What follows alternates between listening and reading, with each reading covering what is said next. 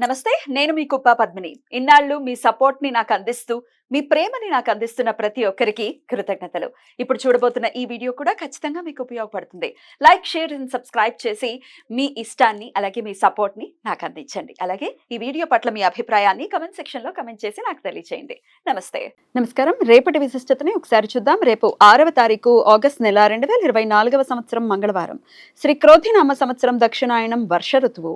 రేపు శ్రావణ మాస శుక్లపక్ష ద్వితీయ తిథి సాయంత్రం 7:52 వరకు, తదుపరి తదియ తిథి. మఖ నక్షత్రం సాయంత్రం 5:44 వరకు, తదుపరి పూర్వ ఫల్గుని నక్షత్రం.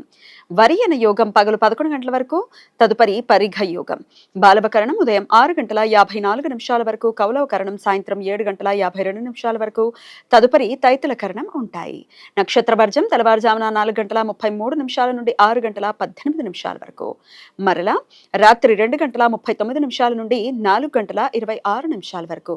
అమృతకాలం మధ్యాహ్నం 3:06 నుండి సాయంత్రం 4:51 వరకు.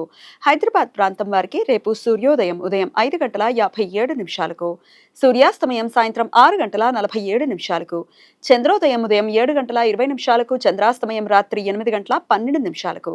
అభిజిత్ ముహూర్తం పగలు 11:56 నుండి మధ్యాహ్నం 12:48 వరకు. దుర్ముహూర్తం ఉదయం 8:31 నుండి 9:22 వరకు.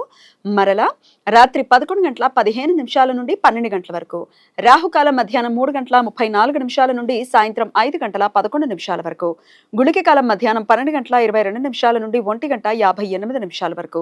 యమగండం ఉదయం 9:09 నుండి 10:46 వరకు. రేపు బలభద్ర జయంతి. పూరి జగన్నాథ సాంప్రదాయంలో ప్రధాన ముగ్గురు మూర్తులలో బలభద్రుడు ఒకరు. దక్షిణ భారతదేశంలో రేపు మొదటి మంగళగౌరి వ్రతం.